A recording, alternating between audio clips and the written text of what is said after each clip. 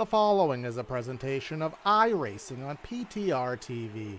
We'd like to thank all of our channel partners for their support. Please like and subscribe to the channel, and we hope you enjoy today's broadcast.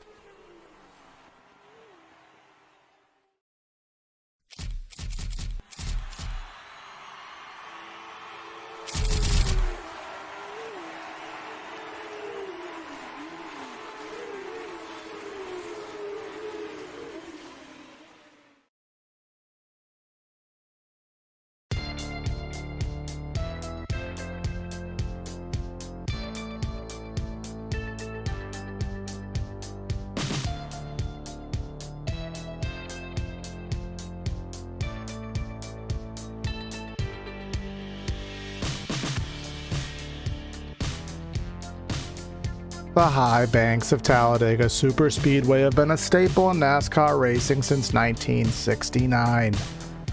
Bill France Jr. wanted to one-up his already colossal racetrack down in Daytona Beach, and he found the Anderson Air Force Base and chose that as the place to build this palace of speed. 33 degrees of banking and one of the longest straightaways in the NASCAR circuit lies home to tonight's race for the AMA Pro Truck Challenge round number 8. It's our second time covering this series here. Covered them about a month ago at Dover, and we're back for some more action here tonight. Welcome everyone to PTR TV for tonight's race. It's going to be myself, Corey Silva, doing the one-man show, both in the booth and in the production truck, giving you tonight's action. Right now we are under essentially a warm-up condition. Qualifying has already completed itself, and now these guys have the opportunity. I believe they may be in a driver's meeting, so we'll see if that is indeed the case. It looks like it is, but that gives us time to go over a little bit of details of the series. Again, round number 8 that we do have right now, and we did cover the race at Dover a few weeks ago, where we had one of the rarities that you see in the world of motorsports, where a driver lapped the field. That was Colin Allman. Ended up lapping the field, leading 141 of the 150 laps at Dover. He is not present tonight, so there will be a new winner, as he has kind of been a key competitor in this season, winning 4 races of the 4 that he's run. So he still technically is perfect in that capacity, but won't be here tonight. But Tyler Hilton, the league president, is the points standings leader with 2 wins on the season, leading the points by 31 over Doug Wasaki in the second position, with Sam Blackwell, Richard Barnier, and Ryan Frey rounding out your top 5. So looks like these guys are starting to turn some laps here at Talladega. Again, not really too much to speak of in relation to getting around this track. I mean, it is Talladega. It's flat out and do what you can do, of course, but the draft is going to be the name of the game, and finding who you work well with, having the patience to survive 94 laps, be 250 miles around this racetrack this evening. Our race details of the series, well, the specific race rather, 0 fast repair. So if you do get into a wreck, which is very well common at Talladega, you're not going to have your reprieve. You're not going to have anything to pull out of the backup truck, out of the hauler as a backup vehicle. 3 sets of tires, pretty negligible here at Talladega, and this is a fixed setup. At least I hope it is. I'm still learning the nuances of this series, but right now we're following on track. Richard Barnier on track, along with the 6 of Eric Blount. We have about 15 drivers here this evening, concluding our warm-up session here in just a minute's time. Here in PTR TV world, we did lose a fellow friend, Todd Kirkwood, a few weeks ago. So if you are new to the channel, we have been doing a silent lap 7 in honor of his most recent sim racing team, K7 Racing. So we will be doing a silent lap 7, just so you already have that heads up. But 30 seconds left to go before we get down onto the grid. So I do want to thank everybody for tuning in here to the channel. If you are new to the series, which I'm sure many of you are, because we've only done one race and it was quite a while ago. So if you are new to the channel, Would appreciate just hitting that notification bell, the subscription button, and of course give it a thumbs up. Helps with the algorithm and helps us on our road to 1,000 subscribers. But the timer is ticking down right now. 3, 2, 1, and that will end the warm-up session. So now we will just wait for the gridding to commence here at the Talladega Super Speedway. So looks like there it is. That is the changeover. So let's go down trackside and give it to you. The PTR TV starting lineup here today from the Talladega Super Speedway. On tonight's pole with that lap time of 56 seconds flat is going to be Casey Gilchrist with Sean Makara on the outside of the front row. In the third spot, Brad Youngman and then Leon Keniston. And actually, my grid just kind of got messed up there. Brad Youngman in fifth, Leon Keniston in sixth. Then we have Ryan Frey in seventh, Richard Barnier in eighth. In the ninth spot, we have Sam Blackwell, and in the 10th spot, we have Dylan Blankenship. Brian Wright in 11th in the 89 machine, Cade Green in 12th, and then the last drivers on our grid here today, Dylan Williams, Gordon Larson Jr., and on the final row, Eric Blount and Franklin Stacy.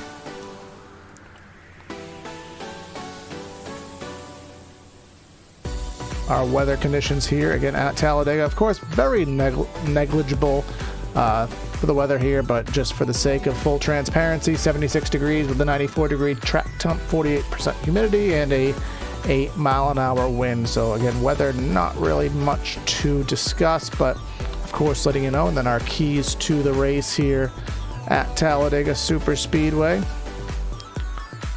Risk versus reward. Do you want to make that aggressive 2 or 3 wide move? Is it worth the potential big one? Is it not? Of course, it is a long race, 94 laps around here. That equates to 250 miles. So again, that kind of ties into race to point number 1. Is it worth the aggressive move early in the race if it means you get into a wreck? And of course, we don't have the backup trucks and pit entry impacts. When you are coming into the pits here, you have to call your position out. Sometimes it gets very hairy with the pit entry here. People locking it up, getting sideways. Have seen that aplenty here on the iRacing service. So that is our keys to the race. That is pretty much all of our pre-race analytics. I don't think I have anything else to give our race analysis here. Again, 95. I don't know why it says 95. It's supposed to be 94. 16 drivers, and then the altitude of Talladega, 540 feet above sea level. But up front, looks like Casey Gilchrist up front, and I don't know if he still has the wrong truck or if my Trading Paints isn't cooperating as I would like it to. But he has that 45 livery painted on. When of course he's going to be registered in sim as the number 26 truck, so probably we'll get that confused many a time this evening, but we'll find that out together.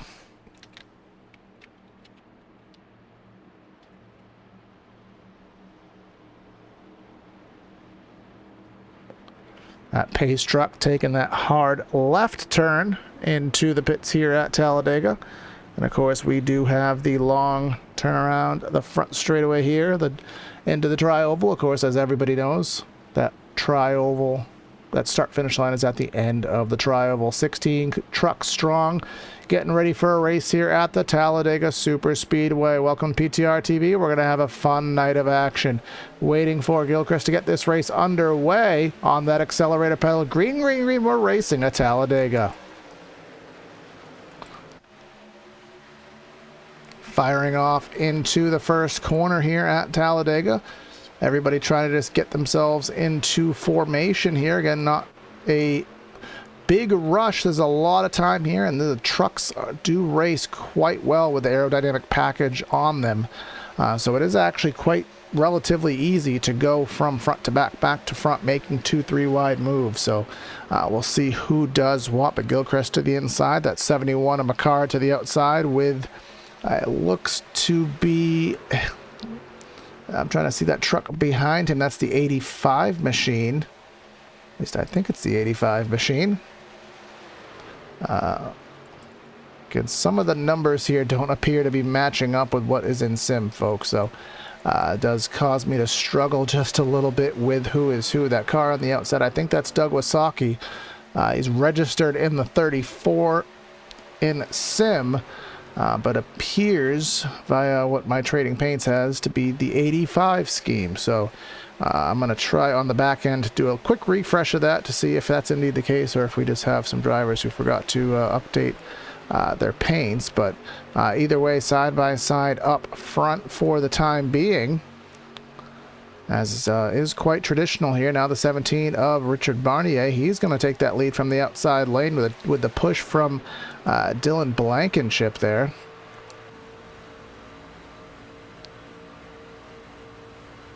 Let's see, we do have some updating here, so we'll see if...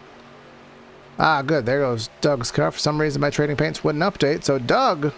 And of course, he has the PTR TV on the hood, so of course his had to update there. So I don't know why Trading Paints was doing what it did, but it didn't actually salvage the...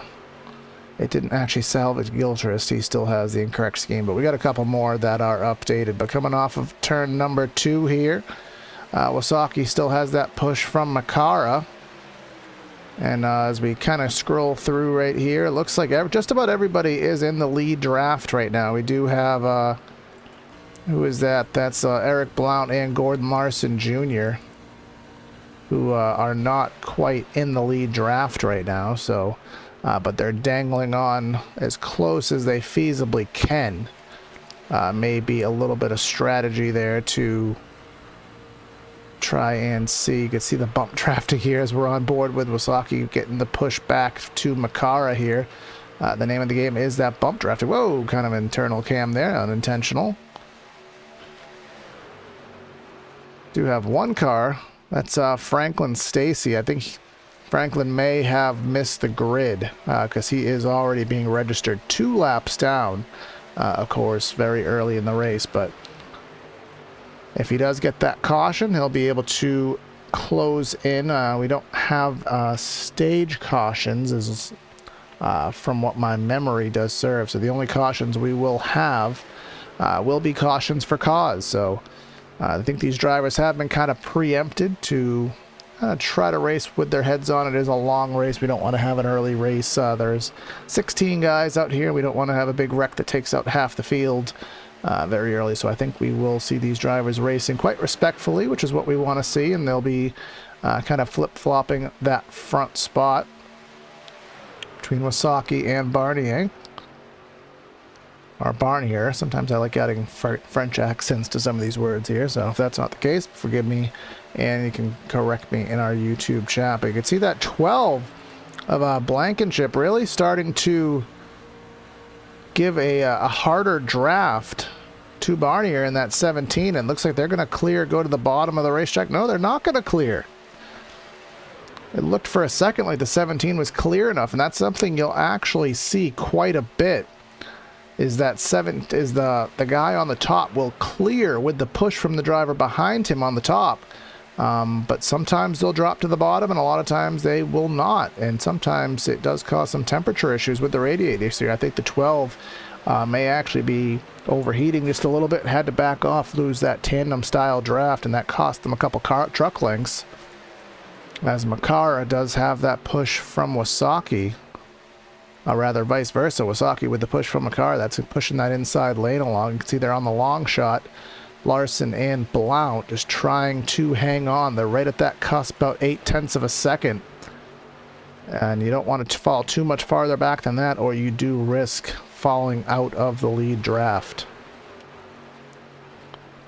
But again, in honor of our fallen PTR TV friend Todd Kirkwood, again, we worked with him on many teams. But essentially everybody in the channel has worked with him in some capacity. He passed away last week, so as we have been doing, a silent lap 7.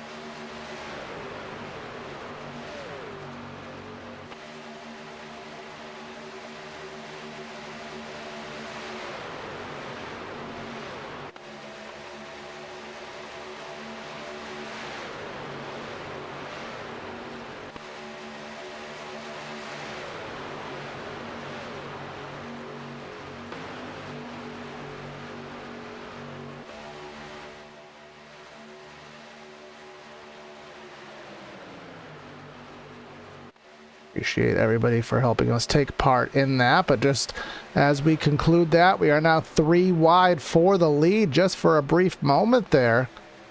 71 of Makara ended up going for the lead there, and I think that Barnier had to drop back, probably due to some overheating. I think he lost his partner there and had to drop to the back, so he will now be about 4th on that outside lane.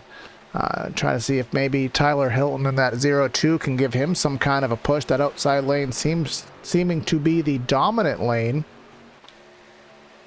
which is quite surprising. Usually it is kind of the other way around, at least in this vehicle. But coming through the trioval for one more time, it is going to be lap number 8 we're coming to right now. Based on my knowledge, fuel mileage usually in the realm of about 35 to 40 laps, somewhere give or take in that ballpark. At least last I ran on a super speedway, as that's the 32 of Dylan Williams, and the Scooby-Doo-esque scheme, he is splitting the difference there. Kind of split the difference, being a couple spots, got himself up to the 7th spot tentatively. Gets back in line behind the 17 and the 34. So we have pit stops between 35 and 40, somewhere in that ballpark. So given that logic, if I am close on that, it should be a 2-stop race. Of course, we have the tires to do so as well with the 3 sets in the pits, but this being Talladega, I don't think these guys are going to pit too much for tires. If we do have green flag stops, usually it's always a clean break of whether drivers take 2 tires or 4 tires. A lot of times drivers will take 2 tires and fuel, but sometimes you'll take 4 because there are occasions where the fuel takes just long enough where it doesn't make sense to not take the tires just for the sake of it. So that is sometimes a strategy. And of course, you have to pick the guy to go in with and the group of guys to go in with, and you have to work together, stay as close together, get down to pit speed smoothly, not lock it up, not get a speeding penalty, go into the grass. And then you have to merge all the way through 1 and 2 on the apron, and then get to the exit of the back straightaway. So very challenging situations here. Most drivers have plenty of experience with it, but still loads of opportunity to make mistakes here as the 34 of Wasaki goes to the top of the track and will all drop to the back, whether intentional or not. Sometimes it actually is a strategy to drop to the back intentionally for the sole reason of education and just learning, you know, what your truck is capable of.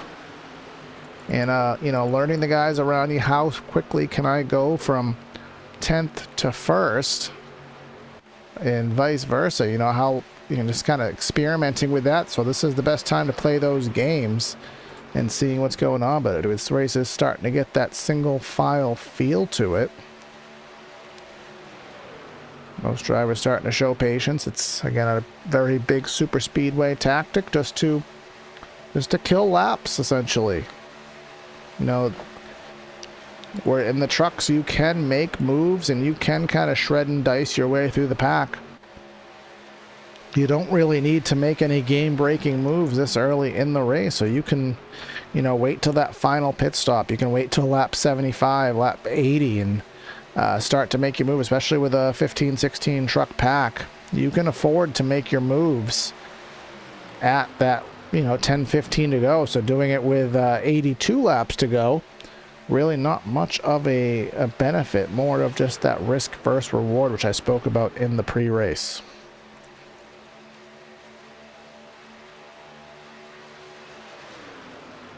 So everybody's starting to single out on the bottom and trying to see here.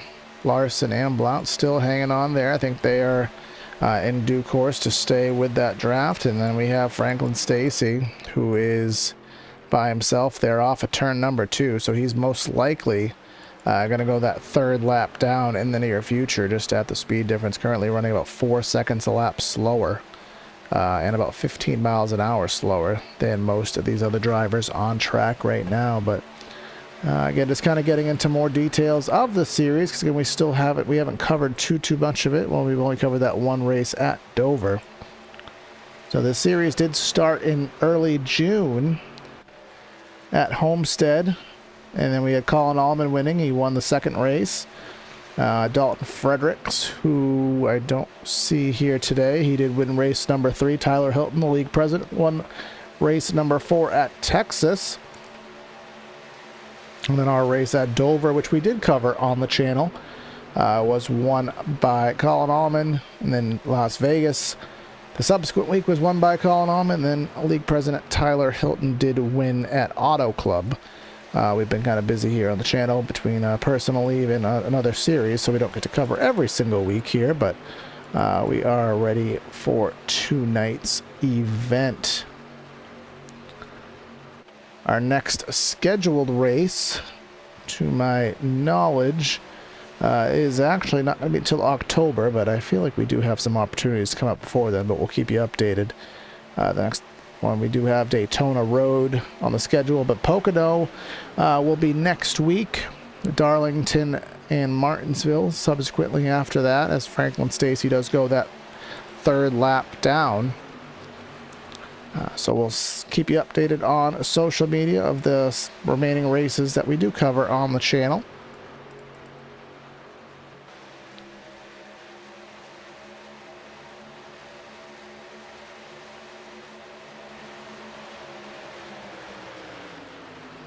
Not too much to speak of at the moment. 32 of Dylan Williams on the top of the track with the push from Richard Barnier in that 17 machine. On the tail end of that is Sam Blackwell in the 3 machine trying to tag along, but he's not going to be able to provide too much of a assistance from that distance. Not really intending to rhyme there, but it's just how it worked out.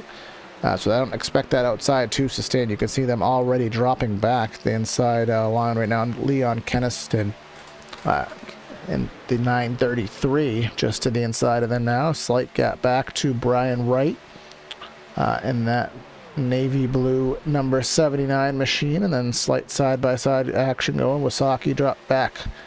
Larson and Blount, they're no longer dangling on the back of the pack. They are racing now, as we did have Ryan Frey. He is now dropped back significantly. I don't know if I missed something while I was rambling, or he was looking to have some connectivity issues as well. So either way, that has hampered his run thus far. But Williams and the 17 of Barney are starting to make some headway with just the 2 of them.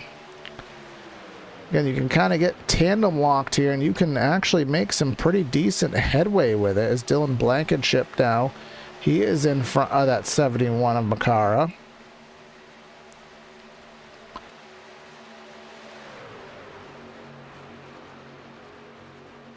Makara is kind of dangling with that yellow line right there, and that's very dangerous. That'll slow him down, and that's going to give the 32 a little bit of a run.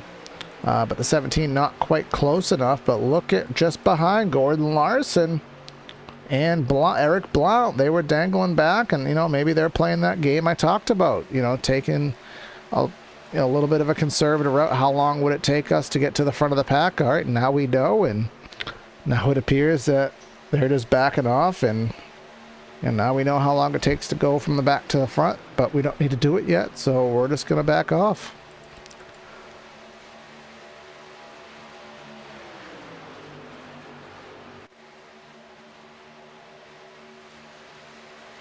Top 2 guys starting to fall back. Again, only 2 trucks up there, and the majority of the field to the bottom. The success rate not going to be too high there, but it does look like Brian Wright may be losing the draft from Sam Blackwell. Actually, I think he'll get it back there. There is a checkup, which will facilitate his efforts. Typically, once you get to about 0.6 of a second, 0.7 of a second, it becomes increasingly harder to make those runs and stay with the pack in front of you. As Gordon Larson, he's going to be right at that range, but I think with enough checkups, which we seem to be having, they'll be able to catch back up. But the 32 and the 17, they don't want to sit on the bottom and race and go single file. They want to race, and they're being quite persistent to try to make that outside lane work, but there's just not enough guys now that are willing to stay up there and make that effort. So they are going to go from battling for the lead to 4th, 5th in line, and that is Larson and Blount just behind. Maybe they want to make that top lane work too. Maybe they're just having fun. They got all the way up to that front, and then they just dropped like a rock almost intentionally, but here they come trying to do it one more time. Maybe make it a 4-car breakaway, maybe a 4-car draft. Try to get that outside lane rejuvenated. Because other than that, everybody else is just ready to kill time and just get this race to its later stages.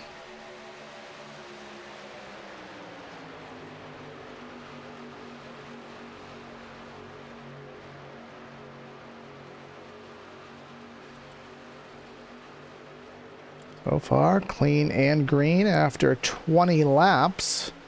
Looks like the 17 will swap places with the 32. Maybe they'll try it in reverse order and see if there's better luck. Some guys are better drafters, some guys are better pushers, so it doesn't hurt to change the running order there. But look at the 17 trying to side draft off a few of these guys.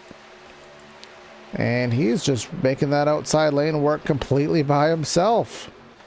Usually gets you a couple spots. It's not going to get him all the way to the lead, but somebody having some connectivity issues back there on the long shot, but hopefully that fizzles itself out back to normality. But 17 not getting any help there on the top of the track. I think everybody, as I said, is just ready to kill some laps and get this race over with before we start making those passes for the win.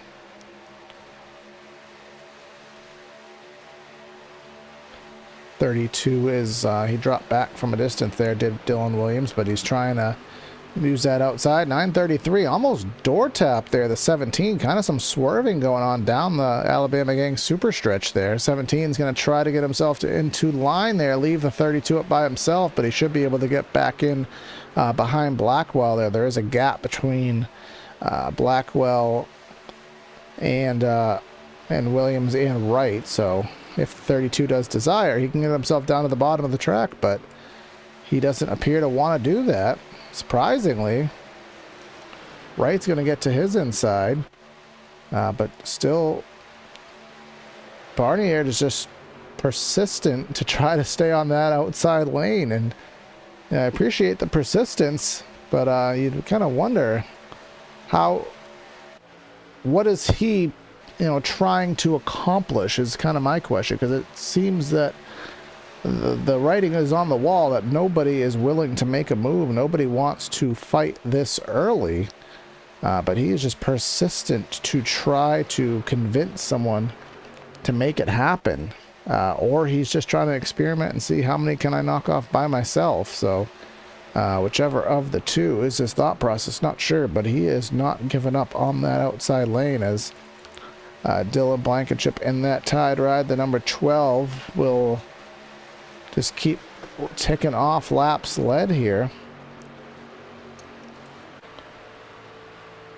So he's led 14 of our 23 laps, and just for the sole purpose that nobody is willing to make moves, so it just allows him to pad that stat.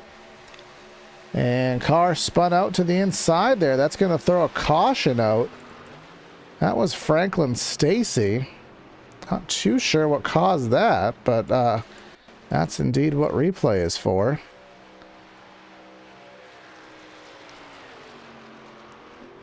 He is by himself, and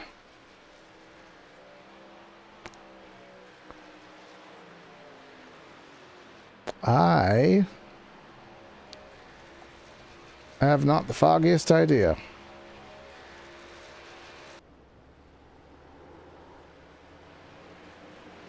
That is most likely. I mean, I don't want to make inferences.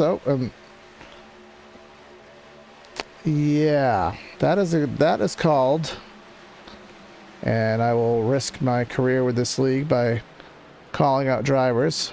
That is a guy who purposely wanted a caution to come out. There's really not any other way to say it. He kind of manipulated the algorithm as to what constitutes a caution, and he has already been either parked for the race or removed himself, either of the two. But yeah, he is out of the race and through the first caution of the event.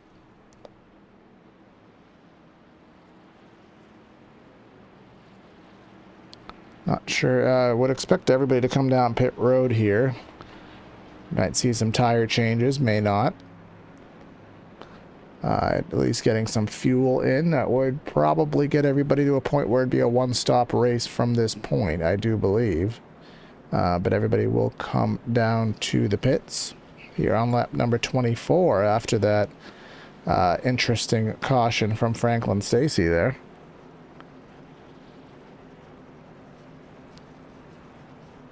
We'll see if the jacks go up. Anybody takes tires. Somebody overshot their pits there. I think that was Leon Keniston overshot his pit entry there.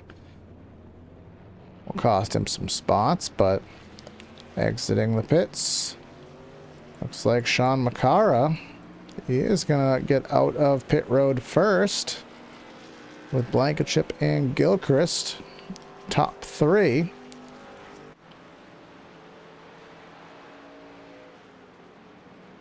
And everybody will catch the pace car, get ready for, should have about a lap and a half more pacing. Typically cautions are pretty quick here. Looks like everybody took 4 tires, at least from what the telemetry states, so should be the case.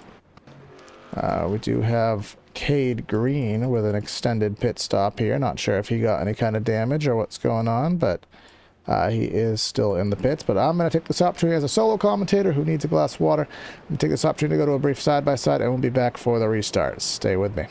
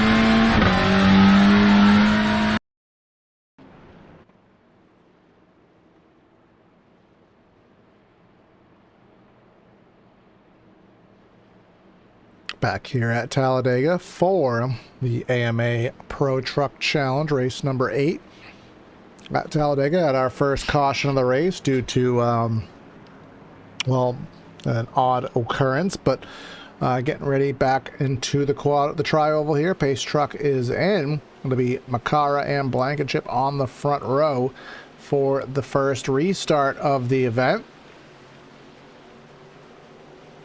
In the Geico restart zone, green flag is in the air. 12 was not really prepared for that. He dropped back quite a few spots on the get-go. Gilchrist in that Siemens machine will be to the inside, giving the push to Makeeng there. The outside will try to recommence itself. That's the 12 and the 93 of Brad Youngman. I haven't talked about him yet this evening, but highest he has been. He'll see if he can give the 12 of Blankenship a push there and make that outside lane work. That's Sam Blackwell in the 3. Trying to work with that 93. It looks like it's 5-3 with the advantage to trucks on the bottom. Heading into 3 here. Quite a big separation for the tail end of the pack. Again, I'm not sure. I would have to imagine this is probably intentional to have guys drop back this far on the opening get-go. We were kind of at that phase earlier for that caution of guys just kind of killing laps and running single file. But now we are indeed racing up front. You know, 4 guys on the top of the racetrack right now. 12, 93, 3 in the 19 machine of Cade Green. Don't think I've talked about him yet this evening. That's Ryan Frey in that 88 machine, having a little bit of connectivity issues there. So I think he's going to potentially stay not out of it, but he's going to kind of be cautious with his maneuvers, at least until the end, unless they are, that blinking does suffice. But so far 12 trying to get him at the line, going for a little bit of that side draft there, but will stay about a half truck length behind. The lap will go to Makeeng.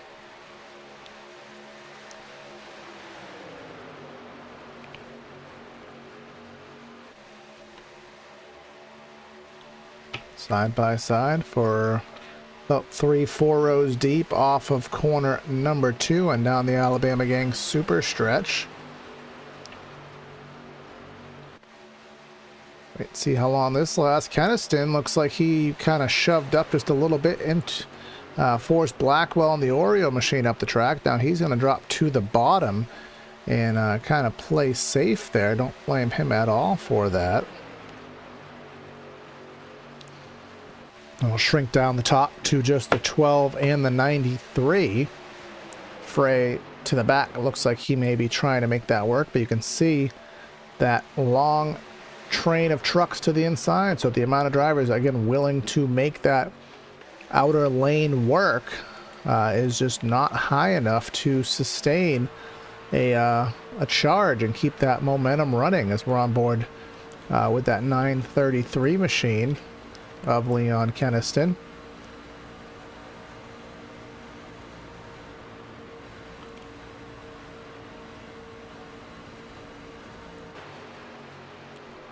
Thought for a second there that Frey was going to try to make a third lane work, but he's actually opening the middle for the 32 of Dylan Williams. I think that is because of his connectivity issues. He's just trying to get to the end of the pack. Cade Green there just dangling on. And then we go back to Tyler Hilton and Doug Wasaki. They are hanging back with Larson, Wright, and Blount. So whether they're expecting a wreck or they're just playing it cautious, well, actually, the way they're going up here, a wreck would not necessarily be that obscure. 17 getting some really hard pushes to the 45. Well, the 45, Casey Gilchrist, remember, he does have the wrong number loaded in here, but he's giving some good pushes to the 71, trying to get that inside lane clear. But Blankenship on the outside is still doing quite well for the moment. You can see the push here from the side cam on Casey Gilchrist here down through the quad oval.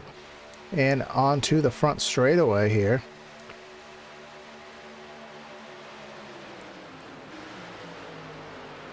Outside lane very determined, but it just does not seem to have what it needs at this juncture in the race. So these drivers will just kind of have to hang tight with what they have and try to see if they can gain something after the pit stops, because that is where things do begin to occur. Again, I kind of expected pit stops to be right around 35 laps, 35 to 40 laps. Most of these drivers right around 8 now, so pit stops probably not going to occur till roughly, say, lap 62 somewhere, 60 to 65, just to kind of make a round estimate there. Wouldn't expect pit stops till there, so quite a lot of time here. Still 15 trucks on the racetrack, all of which are in the lead lap and all of which are essentially in the lead draft, separated by about 2.5 seconds.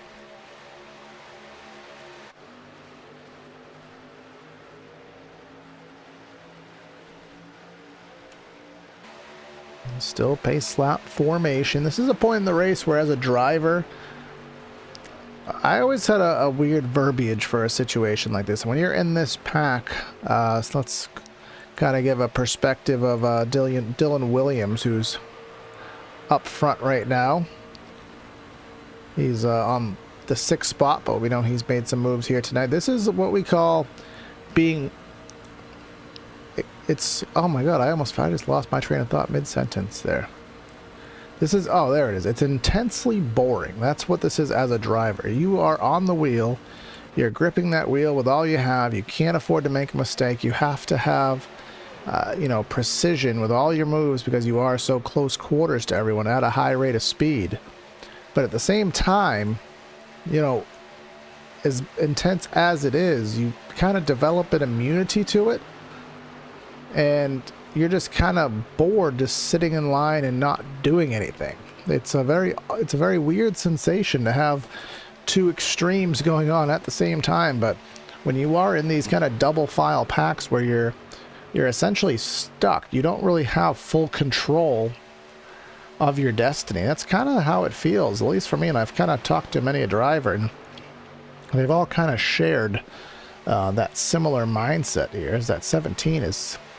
I don't know if he's getting loose off of a push from the 12 or if he's just running a little bit erratically at the moment, but seeming to move around there is that 17 of Barnier. And it looks like the 12 Blankenship did give him a pretty solid push there, entering 1. You can bump draft in the corners here in the trucks, but you do have to do it mindfully. They're not necessarily going to spin out on you, but at the same time, you can't just shove haphazardly. It will still cause the drivers to get a little bit loose. There is the 32-3 on the 88.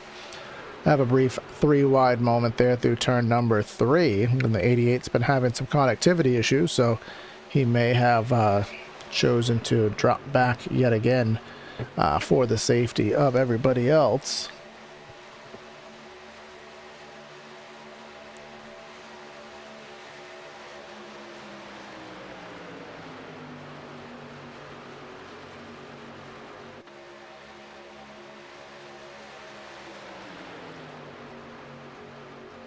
Lap number 36, just shy of halfway here. And no stages. This is a kind of a traditional race, so we only had that one caution. Oh no, 88 in the wall. That's Ryan Frey down the back straightaway. He's going to keep it high. Nope, he's going to take out the 32. We're going to have a caution here. We have some carnage going on. 32 goes into the grass. That's Dylan Williams. He has some pretty heavy damage to the front of that Scooby-Doo ride. But let's go back on replay, try to find a good look at it. Could tell it looked like Frey tried to stay out of the way. That was a... So the 88 kind of had it all set, but the 3... kind of gave him a little bit of a tap, which kind of re-instigated it. Trying to get a different look at it here, down the backstretch here. Okay, that was a little bit of a checkup, which we're going to try one more time here. I want to get a... This is a kind of a very interesting wreck, and I just want to try to get a better look at it. So back of Dylan Blankenship here, you can see a little bit of a push, and for some reason that push got the 88 loose. And when it got the 88 loose, ended up taking out a few other guys. See, the 32 ended up getting some of it. And then there was, I want to say, Brian Wright may have. This is on board with Williams. See, Brian Wright just misses that. My gosh. Brian Wright missed that by an absolute inch. Him and the 19 machine. My gosh. But that'll be our second caution of the event. Going back to live footage here.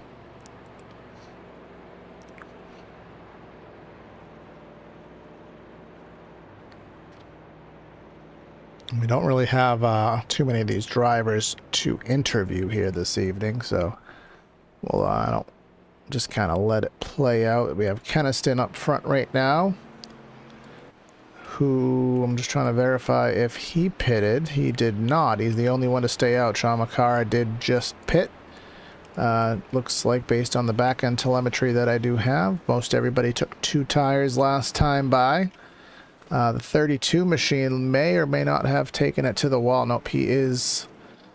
You can see that front end damage there, which he may be able to hang on in the draft, but he won't be able to make those aggressive moves and pull out by himself.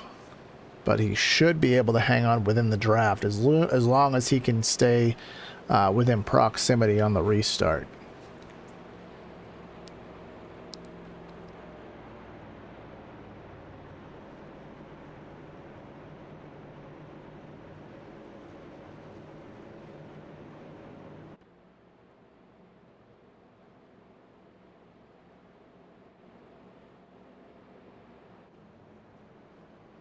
We'll see if Keniston does choose to pit. Maybe choosing to pit on the last opportunity just for the sake of having maximum fuel. I still do think it'll be well, most certainly will still be a one-stop race from this point on, but it should be a one-stop race without really any issues. You'll be able to make your fuel window with ample laps to go to make the end of the race, and even a green-white checker if the opportunity does come in. But surprisingly, Keniston's going to stay out. Again, I'm not too sure why. Being a super speedway, especially, track position really doesn't mean anything, but obviously there's some motive there in the 933 camp, keeping him on the racetrack right now.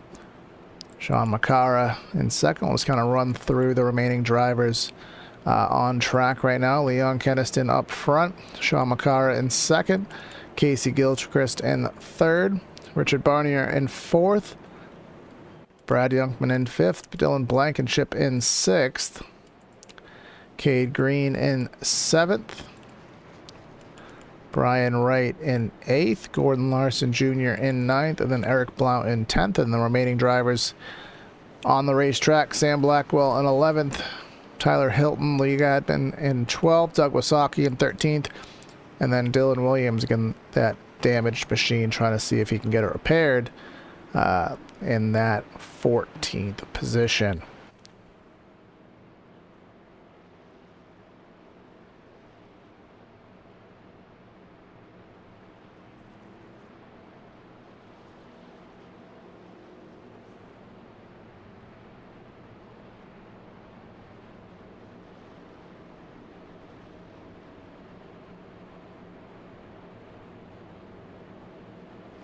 Down the back straightaway here, closing it on the halfway point. Halfway point would be lap number 47. So we still have quite a ways to go in our 250-mile affair here this evening from Talladega.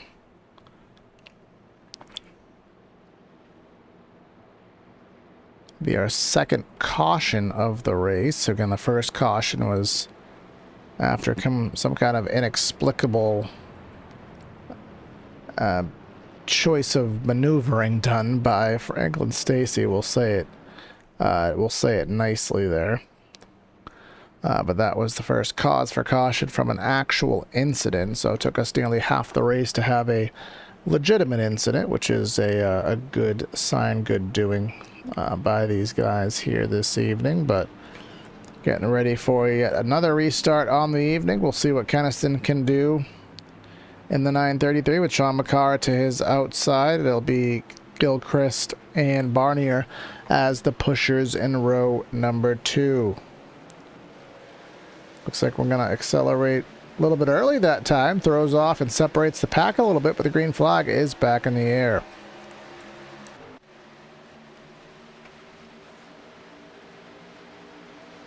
Sun's starting to peek back out through the clouds here at Talladega as that outside lane will essentially be negated. 71 machine kind of falls back behind Keniston. Keniston really slow there. At least it appeared as such on the bottom. Barnier on that 17, he liked the top before. He's going to try to make it work again, but just now it looked like he was going to try to go to the bottom, but there was no room to do that. But the 12 of Blankenship going to try to work with that 17. First time that Keniston has led this race this evening, but he is not going to have the fuel load everybody else does have, which is why I'm very confused as to why he stayed up front, because if this does go green, he's going to have to pit by himself in about 16 to 18 laps. But we'll see if that is indeed the case. But so far, only the 17 and the 12 trying to make that outside lane work.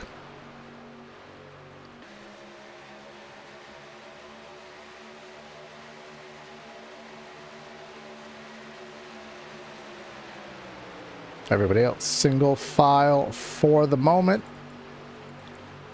A couple guys trying to make that outside lane work. I think that's Gordon Larson and Eric Blount. They've been working together for the most part of this evening. And then Sam Blackwell trying to hang in there. Just want to check in on Dylan Williams, and I think the fear with him that we had was that he was going to lose the draft on the start. If he was able to stay in the draft, I think he would have been fine, but I don't think he's going to be able to stay with it. He's kind of at that 8/10, and it'll take a fairly big checkup. Maybe if Wasaki wanted to be nice, he could kind of play parachute and let him catch up, but for the time being, I don't think that the 32 is going to be able to hang on, unfortunately. But 17 and the 12 have managed to pull door-to-door to your race leader, as they have all evening, and Blount and Larson try to make that third lane work, which we haven't seen that third lane work. But just as I say that, I saw the telemetry there, and it looks like Williams has caught up, so whether that's parachute game or not, it should keep him in it. Ideally, he wouldn't be last. He would need someone to stay behind him, and it'll kind of negate that damage even more, but we'll see what happens in that capacity. But going back to the front, couldn't quite pull the pass off for the 17. I'll fall back in line second to third. It is very hard to pass the leader when you have a very committed second place driver. It does seem for the time being that Makara is pretty committed to staying in second for the time being, briefly 3 wide. As Blount and Larson trying to rock that third lane.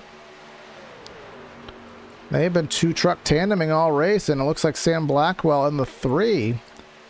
He's trying to join the party here. Now the outside really starting to get festive up here. Everybody going up there now. 71 goes to the outside of the 933. 71 might actually get it at the stripe this time. He did. So that'll count as another lead trade. 71 will drop to the bottom, and the 17 tried to clear. He was not ready, and he was not clear, and somehow they did not wreck. Can't quite explain how that wasn't a wreck, but we are all rather appreciative that it wasn't. You can see the 17 started to come down, the 71 cleared, and It was kind of native instinct to just try to go down and follow, but unfortunately there wasn't the opportunity to do so. And that will separate the field just a little bit, but everybody very grateful to still be in one piece after that one, because that could have been basically the remainder of the field right there. 17. Huge push there from the 45 of Gilchrist. Trying to get that outside lane working again. Keniston will be in second now. Makara did retain the lead off of all of that. Everybody else falls right to the bottom of the racetrack. And again, 17 is just not the only one that is just not willing to settle. Everybody else is kind of willing to settle and to stay in line and kill laps off. The 17 has really shown that, no, he is going for broke. He is going for the best position. And Gilchrist is going to split the gap on him and go to the inside. Here comes Dylan Blankenship trying to pull to the outside of the 933. Doesn't have the help, but Brad Youngman is right there. 933 kind of washes up just a little bit. Gilchrist will be up there to work with the 12. As now the outside starting to form here as we close in on halfway.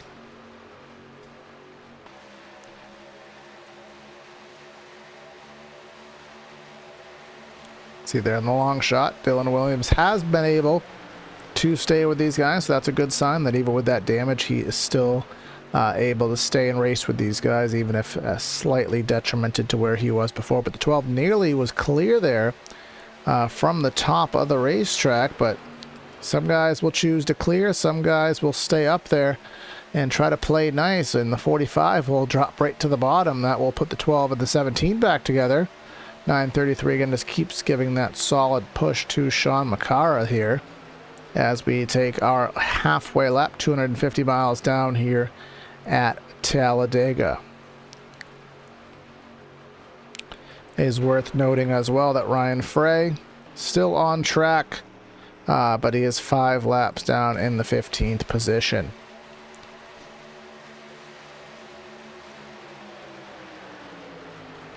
And solid pushes there, 45 to the 12. 45 going high to low there, kind of blocked the draft and kind of making sure he can kind of control both lanes there, playing traffic cop. Makara will be forced to give him the push, whether he wants to or not. See from the front bumper cam, and there is that bump draft to the back of Gilchrist. You can see more bump draft going on, and Blount and Larson on that near third lane. They haven't really been willing to push the outside lane as a second unit. They've been more interested in trying to do what they can do by themselves, whether that's to their detriment or their benefit. They have that has been kind of their motive here this evening.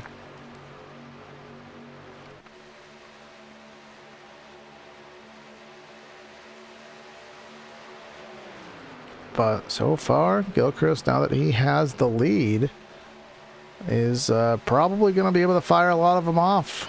He was our pole sitter this evening, and that's kind of what happened earlier in the race. Is once you get the lead, I believe the same as I think it was Dylan Blankenship, if memory serves. But once you get the lead, it's pretty easy just to fire off and kind of just get all those laps led, because very few people are going to contest you. Once you have the lead at not really a pivotal part of this race. Gilchrist coming into this race has only led 2 laps on the season, so has already bested that goal. Both of those laps were led at North Wilkesboro.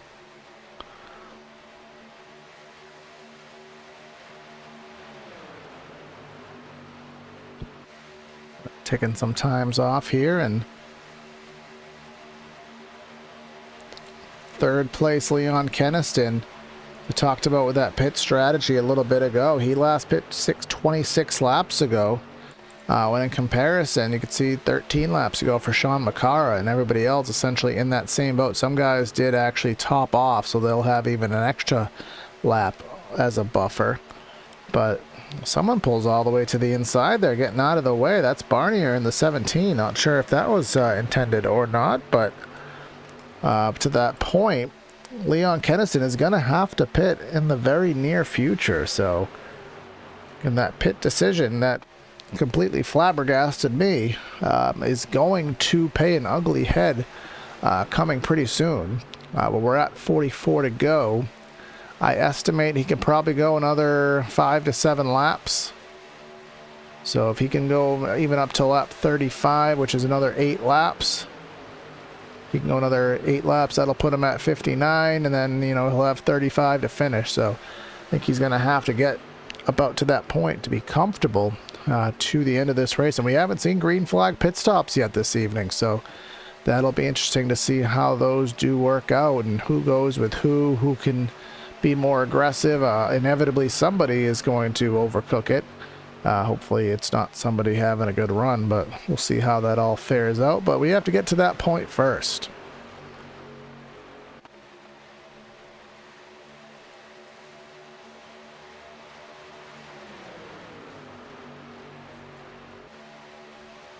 See Blankenship there in the 12, just stuck to the outside by himself, as again Larson and Blount just running that line by himself. Brian Wright in the 79 just kind of just hanging back there, really without much purpose at the moment, just kind of ride and kill laps, as is Cade Green. And then Dylan Williams, talked about him a few times with that damage, and then Doug Wasaki tail ending, caboosing the field for the time being.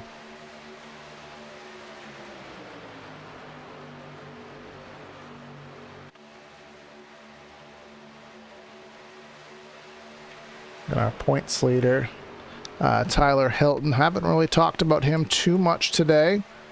Currently running in that 10th position in the 02 Toyota.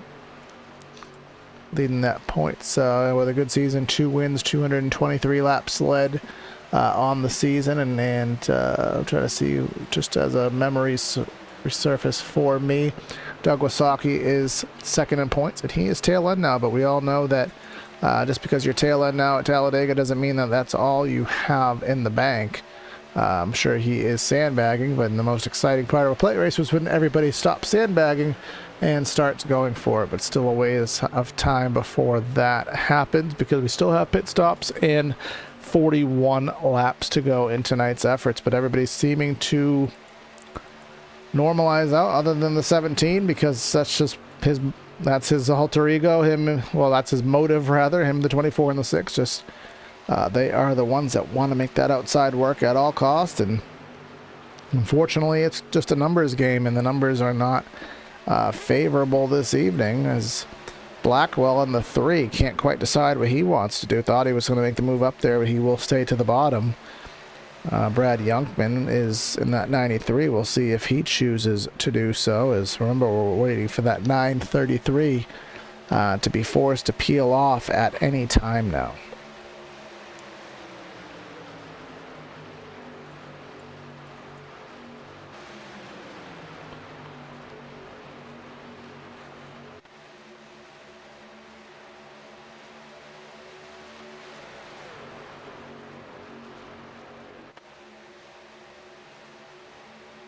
Coming and completing another lap. It looks like even the 17 has decided to fall in line and go single file.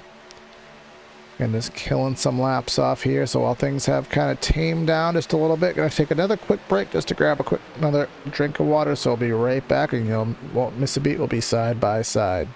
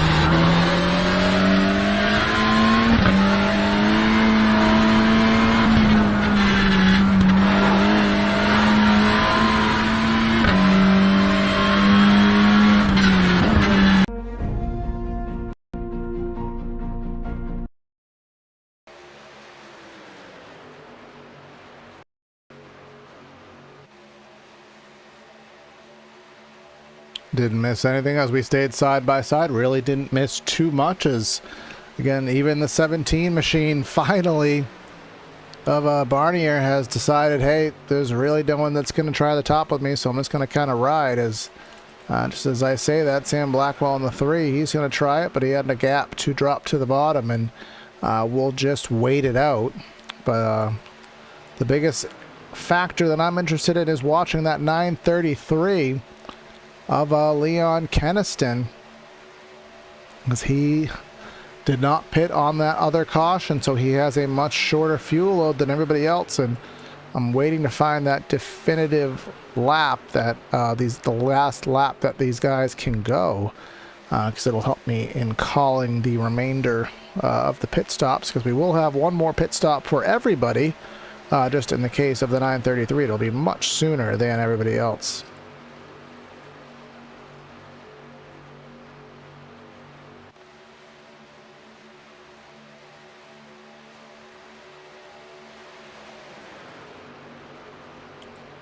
Car looking to make a run to the outside, and you'd take a guess who it was. It's going to be the 17, but here comes Keniston.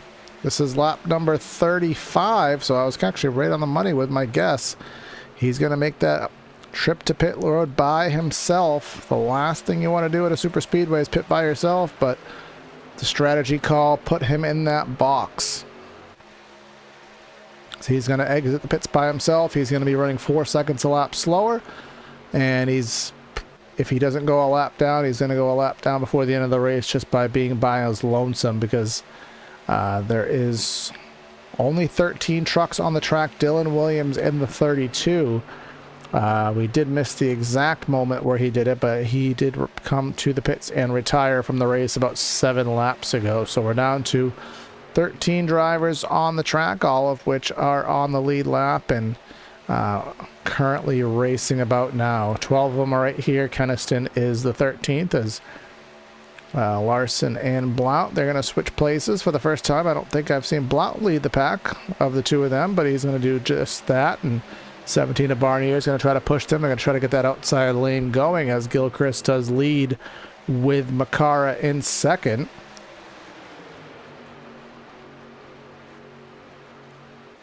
Coming off corner number 2 here, and 3 to the top, about 9 trucks to the bottom here. Blackwell taking a peek to the outside, but the thing is he's going to have to really get to the 17's back bumper, and he's going to have to be committed and give him a solid push. All too often drivers will be, they're not committed enough to that outside lane to where it's beneficial. You really have to be committed to it and wait for the run to build up. And 17, rather the 45 and the 71, I think there was a little bit of over close quarters racing there, as the bump draft may have been a little bit too much for Gilchrist to be able to hang on to. Cost him some ground on the outside. Blount had the opportunity to clear down, but he chose to stay up there.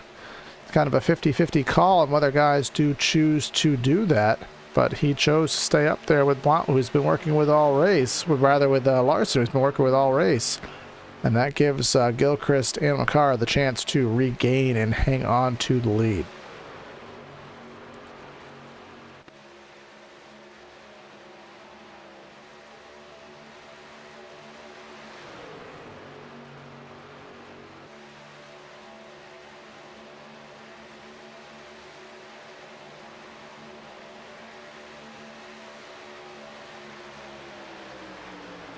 Going to reform that outside lane now with the 6 of Blount, 24 and 17. Blackwell trying to make it work as well. Youngman now in that 3rd spot with the push from Blankenship, as here goes Keniston to go that lap down, and he is going to need a free pass desperately to get back into this race.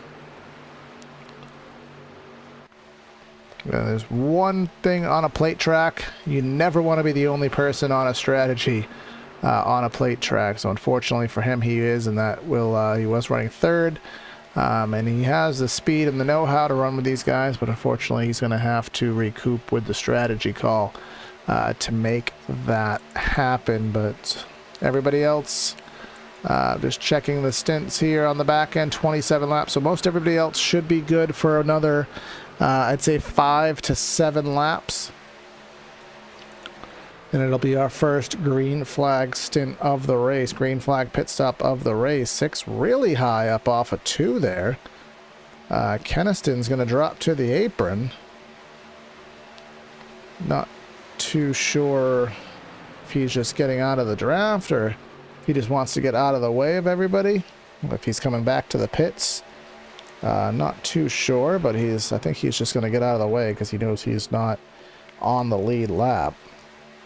But again, it just takes one caution to get him back in the race. So obviously, with him being the only one lap down, a free pass works right in his benefit, and there's no other lap down cars to separate him from the leaders. So if there is a caution, he'll still be in good shape. But of course, if there's a caution, he's at risk of being in the caution. So that's just kind of the nature of the beast here at Talladega. So we're under 30 laps to go. Still quite a while, still about 25 minutes worth of action if we don't see a caution. So still a fair bit of time here, but you'll definitely want to know who your running buddies are. You'll want to know who's going to go with you. We all know that if the opportunity presents, the 17 and at least the 24 and the 6, 3 trucks that are guaranteed to go to the top. Maybe the 3 as well, I would put in the company of being assured to go to the top of the track. Everybody else seeming to be kind of 50-50, just depending on the moment. Ryan Wright to the outside by his lonesome now. I think maybe he was waiting for one of those guys to go up top with him, and it just did not happen. So now he's going to have to find a way back in line, maybe able to get in line after Tyler Hilton or Cade Green. Thought Cara may have been taking a peek to the outside, may have just been trying to get some air into the radiator of that number 71 machine rather than making a pass. That is when you are racing that close, drafting that close for that prolonged amount of time as a second place driver, you will have to peek for some air on occasion. So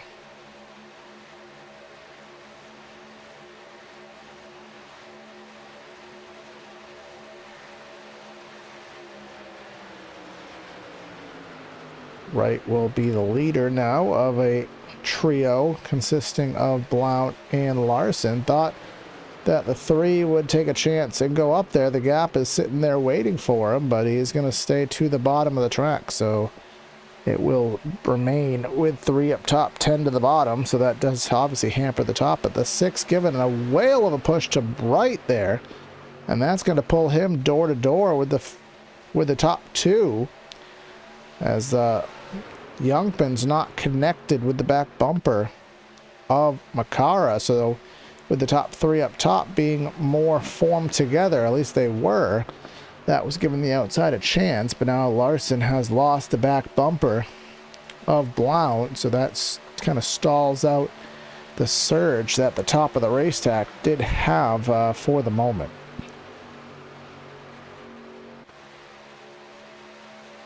If you're just joining us now, our race recap here today of the AMA Pro Truck Challenge. With 27 laps to go, we've had 2 cautions for 4 laps, 6 leaders, and 13 lead changes.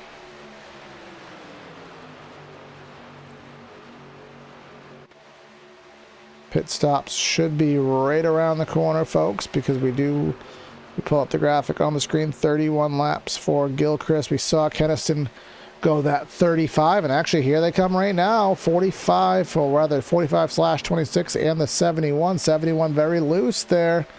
That's the cone. You got to be down to 55 miles an hour on, or actually maybe 60 here at Talladega. But that's 3 guys down in the pits right now. That's Makara, Gilchrist, and Blackwell. Blackwell is going to have a very good stop because he is a little bit farther back from these guys that you want to be. See what the strategy is going to be. Right sides are going to go up. And he's going to take 4 tires. Much to my surprise. And that's going to be 2 tires in front of them. So Blackwell certainly is going to lose the draft. He's going to have to try to see if anybody else is going to take 4 tires around him, but this is off turn 4 now, and now we have Yunkman. We have the 17 machine of Barnier. We have Blankenship. We have about 6 drivers, 7 drivers, and very, very slow entrance there into the pits for most of these drivers. Tyler Hilton involved as well into the pit cycle, but with the more drivers coming in, the slower you have to enter to make sure that you don't run into each other, so that will potentially slow down their entries there. Leaves Blount and Larson on the track, 1 and 2.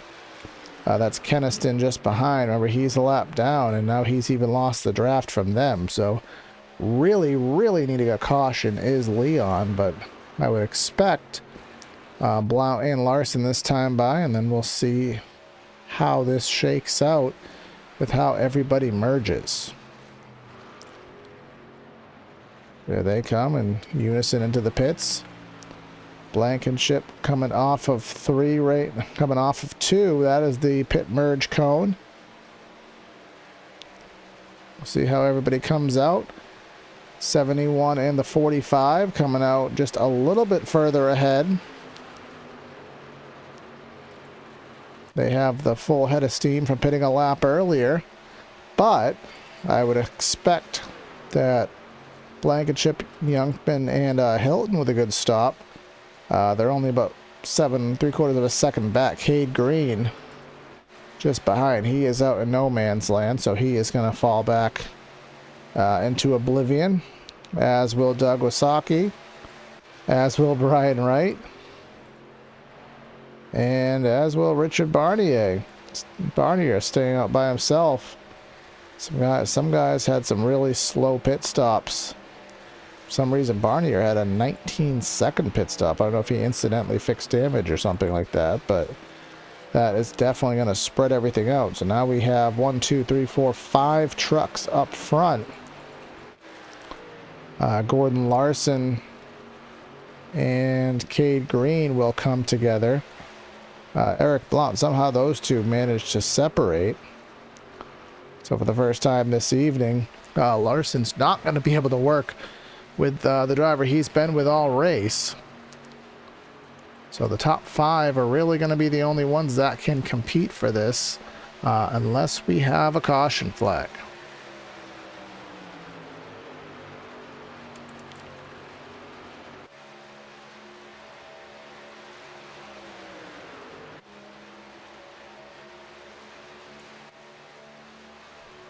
Off corner number 2, and you can see that distance between Larson and Green. It's 1.5 seconds, and 1.5 seconds, 1 4/10 seconds, 1 3/10. So they're actually starting to make a little bit of headway right now. So there's actually a slight chance. Let's see from the onboard telemetry, 188 miles an hour for Gordon Larson Jr. when the pack in front of him, Tyler Hilton, he is in 5th now. We'll get his telemetry. You can see 186, 185. And then from the back of Tyler Hilton, 180. So I'm not sure what the slow up is in this first pack, but you know, we're going to have 2 more drivers to the party in the form of Gordon Larson and Cade Green. And for all I know, it was actually intentional that they backed up to have more cars in the pack to make it more fun. I don't know if that's the case, but whatever the case was, now it's going to be 7 guys fighting for it. Unfortunately for Eric Blount, he is too far back. He'll probably fall into the clutches of... Actually, I believe him and Wasaki will probably just battle with themselves, as long will Brian Wright. So that's the case, but now we have 7 trucks up front. Larson with the push from the 19 of Cade Green, 02 of Tyler Hilton. He's going to try to make something happen now that race is coming into its waning stages. With 21 laps to go. Top 3 using that outside lane. Well, this is where that risk versus reward comes in. You only have 7 trucks to deal with. So you're going to really have to plan out your move. You're going to have to talk with your I don't know if these guys have private team channels. You're going to have to plan out who does what in what situations. If you clear, do you stay with me? And if I clear, do I drop down? All these kind of things you have to start thinking about. And team sense goes away. The individual sense perseveres. As here comes the 45. Here comes Gilchrist to the outside of Makara. A little bit early to stop being friends, but that's the case. Gilchrist is going to go to P1. Is he going to drop in front of Makara? Is he going to stay up there with Larson? He's going to drop right down. Just going to use the 24. Not going to make friends with him. That will come into effect later, I'm sure, as now we're on 20 laps to go.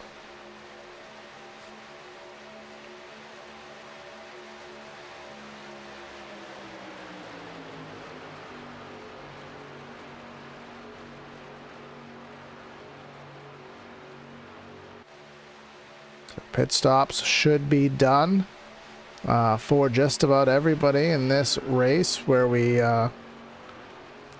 seen Keniston have to pit early. Now he is... Leon Keniston's technically on the lead lap. Not quite sure how. He's 37 seconds back, so he will need a caution. Sam Blackwell, he is actually the only driver a lap down at the moment, so... If a caution does come out, it will most certainly benefit the 3 and the 933, but I'm not quite sure if that caution will come out because these guys have been racing quite clean in tonight's race. And this has follow-ups. Eric Blount by himself, 17 seconds back. Brian Wright, Richard Barnier, and Doug Wasaki have come into play with each other, so there's a high probability that they will close in on Eric Blount since they are not working together, and he isn't. They may catch him. They have 22 seconds to do that. Well, actually, nope, not even 22 seconds. Eric Blount is just in front of them. It's 22 seconds up to the next position, so there'll be 4 drivers running for 8th through 11th. For the remaining 17 laps of the race. 2 separate packs going on.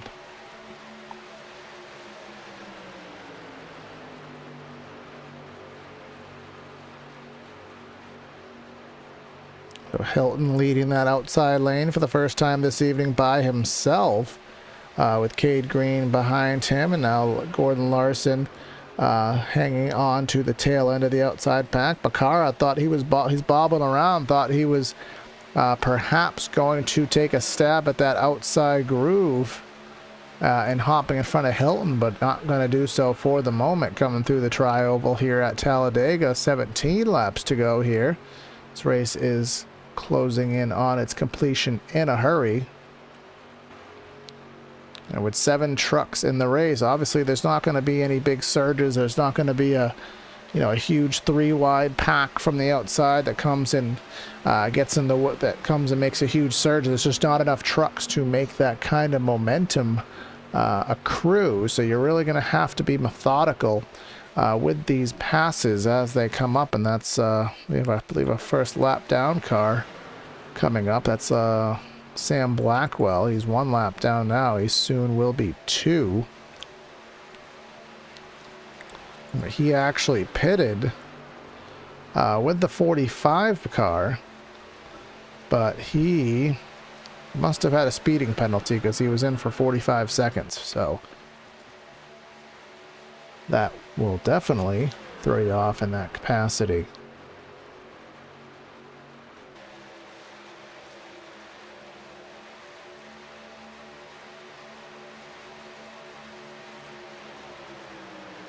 So we'll see if Gilchrist can hang on from the pole and win the race. The 0-2 of Hilton trying to go to the outside with the push from the 19 machine of Cade Green, and Gordon Larson trying to figure out what he wants to do, whether it's go high or low, and who to make friends with, who is going to hang on. Is the Sam Blackwell going to hang on to these leaders? And that is something that does happen from time to time, where a lap down car does stay with the draft, which of course there's no reason why you can't. There's no laws, there's no rule saying that a lap down car can't race, but sometimes it does have influence in how the end of the race does go. So we'll see if that does happen. But for the time being, you can see the outside lane trying to be formed, but nothing's really going to happen with a big battle for the win unless the 71 decides to make a move. If he stays glued to the back of Gilchrist, then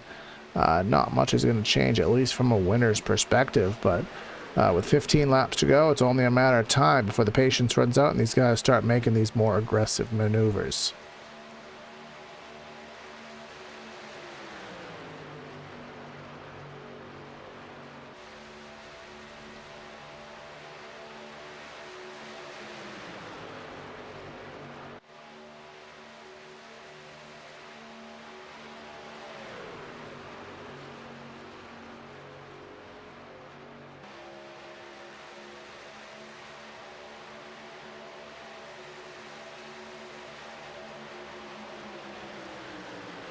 Everybody's single file at the moment, just kind of waiting and queuing up for what their move is going to be. I'm sure many of these guys are thinking of what moves have to be made, what moves can be made. Again, from a championship perspective right now, Doug Wasaki, he is our second place guy at the points, but he is in that second pack, so essentially no matter what the 0-2 does of Tyler Hilton, he will gain points and extend his championship lead. Sam Blackwell, third in points with his run now 2 laps down in 13th. He will drop even further from Wasaki. Barnier in fourth in points. I mean, he's been one of the guys very aggressive in trying to make something happen, but he is currently at the tail end of the top 10, but still plenty of time to change that and better it. And then rounding out our top 5, Ryan Frey. As he's 40 laps down in 15th, he is going to have a big points hit from that 5th position.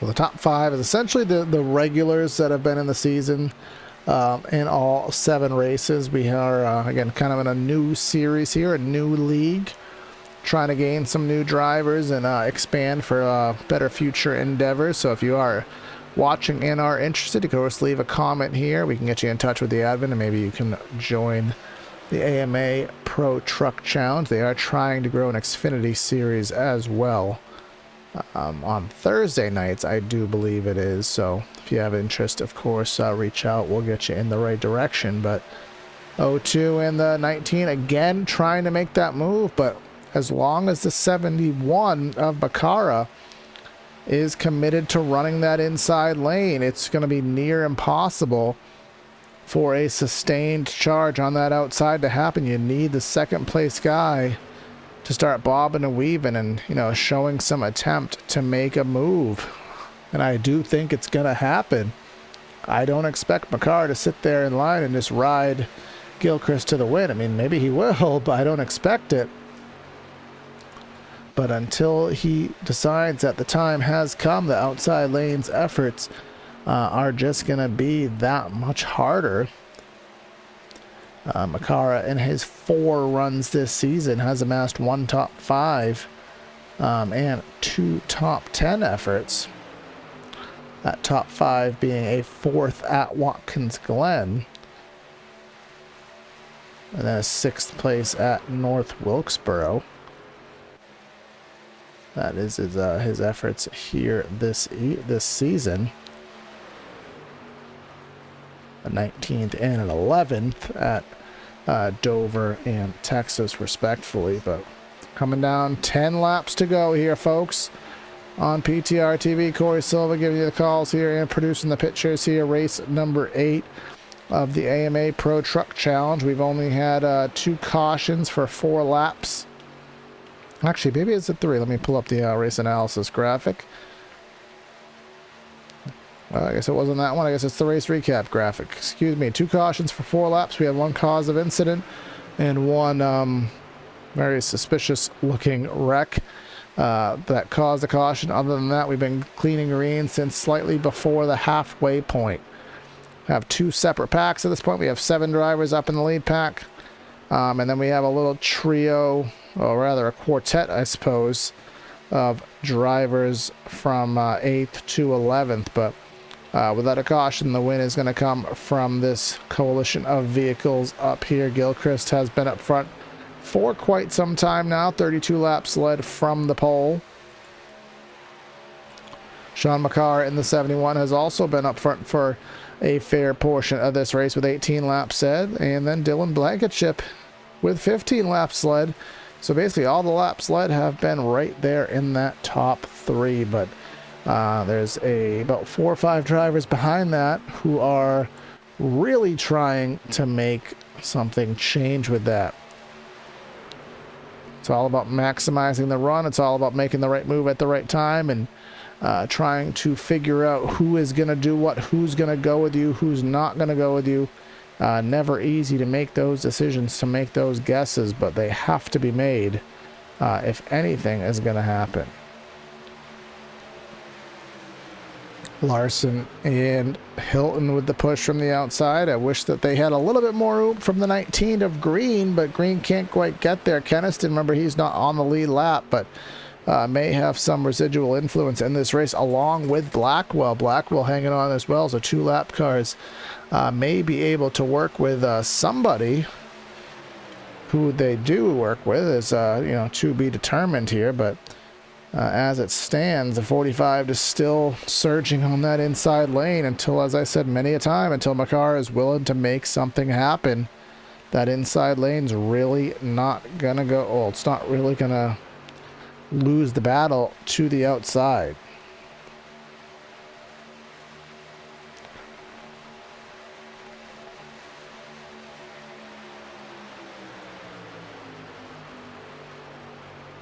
But as it stands, see right there at the stripe, Larson can get to almost the front wheel well of the 45 of or slash 26 of Gilchrist. You're gonna get about to the wheel well at the end of the straightaways, but he just doesn't have the oomph. You can see right there, he actually had position on. If that was the front straightaway, he would have got it. But on the back stretch here, entering 3. Hilton kind of lost a little bit of momentum, and that momentum is pivotal to give a push required for Larson to make it happen. You can see this time by, he's not going to be anywhere close. He's going to be a full truck length back, but all that Gilchrist has to do is just follow that white line, the yellow line, excuse me, around Talladega, and he should be fine in the capacity of making something happen, because he'll be able to play that defense as long as the 71 stays with him. If the 71 moves around, he won't be able to play that defense anymore. But nearly a 3 wide here. Here comes Hilton taking a look to the inside of Larson. Thought he was going to split a 3 wide there, but he's going to choose against that move. Maybe a little bit early, maybe a little bit too risky. That's going to let the inside surge a little bit. It's even going to let the 12 clear the outside. Now Blankenship, is he going to go to the top? Is he going to try to cut the momentum off and maybe he'll lead the top of the pack? What about Brad Youngman in that 93? I think he's going to be clear. Who's going to be the leader of the outside? Coming to 4 laps to go. Looks like it's going to be Youngman in that 93. He's going to try to take that momentum off the top, but now Hilton's going to go to the bottom. And now Hilton's going to make that move to push the 19. 24 is going to have to work with the 93, who he hasn't worked with at all this race. And now the outside lane is completely discombobulated here, coming down to 4 laps to go.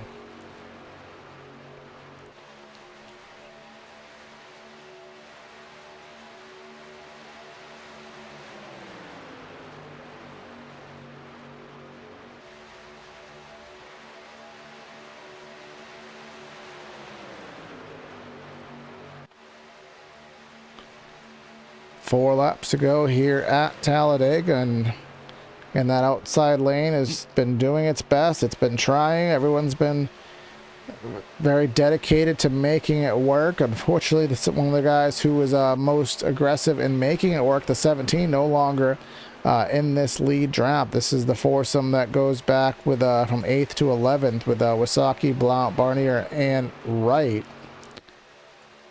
But everybody else up front, this is the battle for the win. Still waiting for that 71 of Makara to try and make a move. Or is he going to make a move? Is there some kind of affiliation between the 26 of Gilchrist / 45 and Makara? Is there some kind of affiliation where it's going to cause Makara to just kind of hang and ride? But now Youngman starting to lead that outside line, and we'll see if Larson can work with him, or is Makara going to try to walk back? Is Youngman going to go back to the bottom? No, he's going to side draft just a little bit off of Blankenship in the tide ride.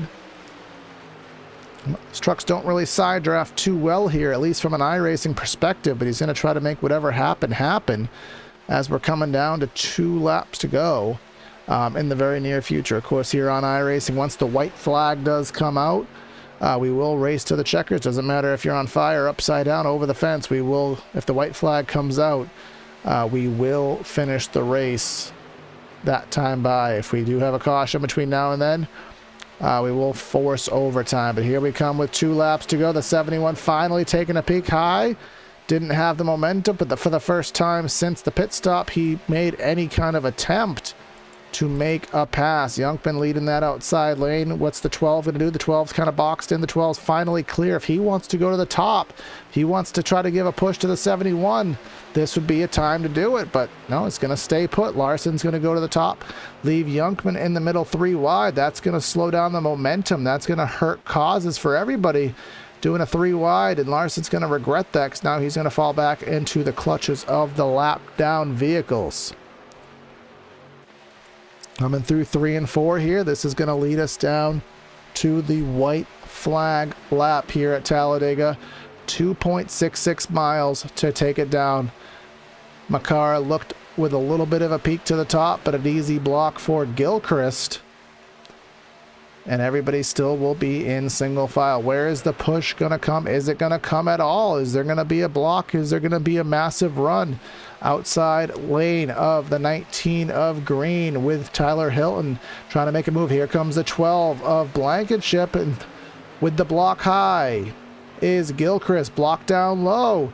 But here comes the 12, the tide ride. Here comes the 12 of Dylan Blankenship. He's going to have the opportunity. He has the push from Cade Green. They're going to be door to door. Is the 19 going to go 3 wide? No, they're going to wreck. 12's going to be in the fence. And we have upside down cars, but coming to the line. Who is it going to be? Gilchrist has it. Makara is there. Hilton's up by himself. Is there going to be any opportunity? I don't see it happening.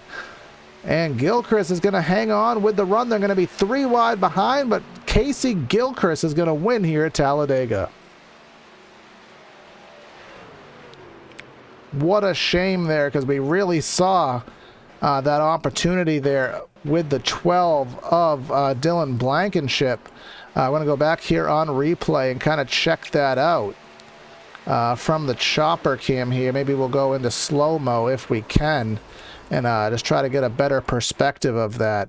You can see here comes in slow-mo. There was a little bit of a block there. At least I think it was a block. We'll speed it up just a little bit if we can, try to get a better look at it. This is what happened between the 12 and the 71.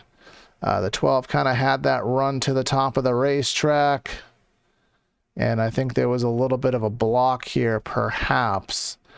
Trying to figure this out here as we let these guys cool down and head down to the post-race show. It looks like we were a little bit too far back there. Maybe we'll try to skew it up here. I think this is where it was. You know what? Unfortunately, the wonderful world of iRacing, sometimes it's hard to find these moments, but unfortunately, couldn't find the replay of that. But either way, want to give congratulations to Casey Gilchrist on his victory, and while he burns it down, let's go ahead and give you the rundown of the final results here from the Talladega Super Speedway. with the victory here at the Super Speedway at the 2.66 miler. Casey Gilchrist, Sean McCarr with a second. Tyler Hilton, the points leader, rounds off on the podium here with Brad Youngman in fourth, Gordon Larson in fifth, Doug Wasaki in sixth, Eric Blount in seventh, Richard Barnier, Brian Wright, and Dylan Blankenship will round out your top 10. In 11th, Cade Green, Leon Kenniston with the 12th, Sam Blackwell with the 13th, Dylan Williams with the 14th, Ryan Frey and Franklin Stacy round out our results here this evening. And let's just try to see who we have to speak to this evening. I'll try to put everybody, get everybody queued up that I have available to. And we'll just have some quick interviews here to round out tonight's broadcast. All right, Casey, Corey up in the booth. Do you got me?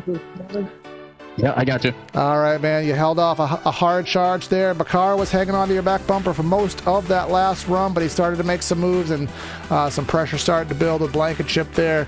Talk about the run there to hold off that challenge for those final few laps. Well, really at all. You know, first of all, I want to say thanks to Makeeng there. It was a really, really good push pretty much all night. We were nose to bumper most of the race. So, like I said, big shout out to him. Really started back at that green flag pit stop. Got on pit road, had a clean stop, got off pretty good. And it was just nice and smooth. Everybody was clean. It was great battling with everybody. I thought the top side was going to get a good run there and be a little closer. I'm not really sure what happened with the 12 there. It looked like, I don't know if he got tapped from behind or what happened, but a little bit of contact right there. Was lucky enough to save it. And yeah, overall, it was a great race. Got to say thanks to everybody. That was an absolute blast. First super speedway race in quite a while, so definitely felt good to knock off the rust and get the win tonight. Yeah, works out for you, man. And then the next league race will be next week. I'm not sure if we have it or not, but we'll see what happens. We'll be at Pocono. How do you feel about heading to the Triangle next week? I feel pretty confident going into Pocono. Pocono is a good race track for me. Always have a good time there. It's fun. Definitely got to find your rhythm and make sure you hit your marks. So definitely excited for it, and hope we can get the same turnout, if not a little bit bigger. All right, sounds good. Any other last words? Anybody else you didn't get to thank yet? Just want to thank Tyler for putting all this on. Great run to him. He finished third tonight. And just another shout out to Makeeng for great push and helping me get the win tonight.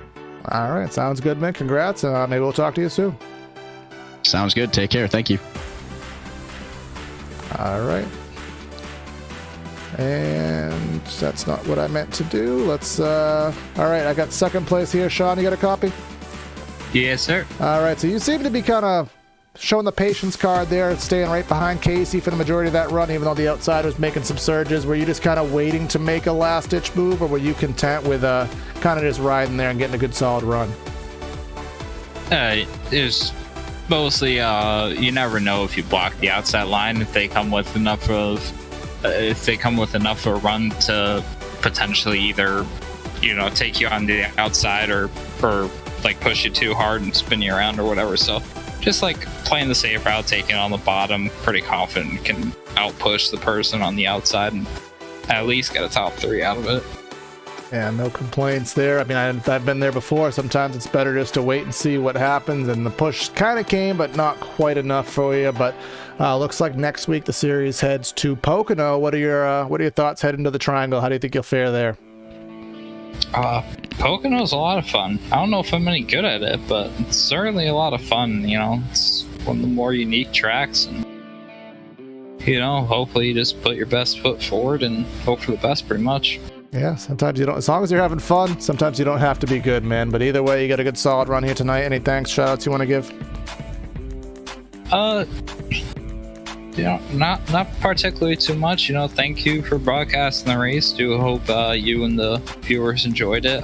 Thanks to Tyler and the rest of AMA for putting the race on. All right, that's about it. All right, man. Well, we'll let you go. Congrats again on a solid run, and maybe we'll catch you soon. Absolutely. Thank you.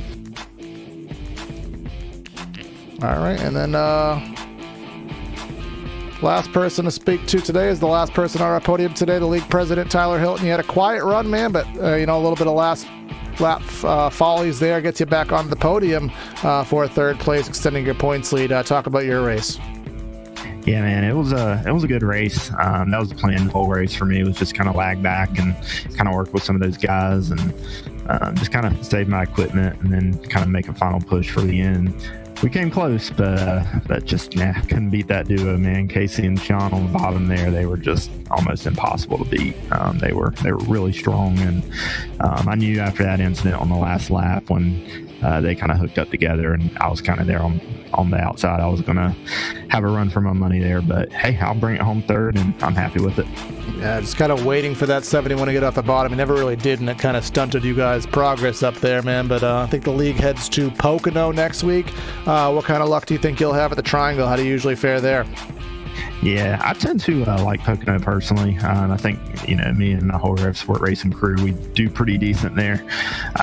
So we're looking forward to it. It's a little bit shorter of a race than what I'm used to running there in other leagues. So we'll see how that kind of fares out. But yeah, it'll be a pretty good show, I think. And it's going to be a little bit calmer, I think, than today was. I mean, I don't know how it looked from the broadcast booth, but I mean, we were pushing and shoving out there today. It was interesting.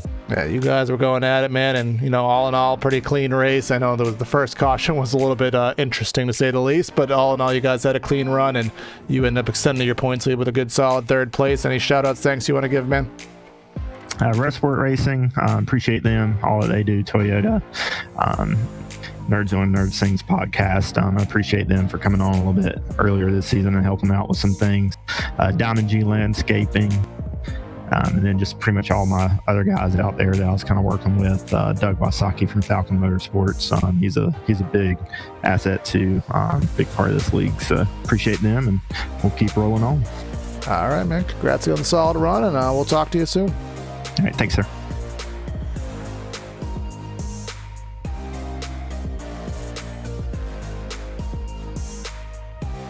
All right, so that is a broadcast here, folks, on PTR TV for the AMA Pro Truck Series here at Talladega. I want to thank everybody for tuning in here to the broadcast, and if you haven't liked to subscribe, of course, please take care of that for us and help us out. Helps the league and helps us out. Stay tuned tomorrow night for the Spartan Sim Racing League with their Elite Cup Series. We'll be heading to the Watkins Glen Raceway for that series. But signing out of the booth here is Corey by myself, and thanks for everyone for tuning in, and have a great night, and we'll catch you next time.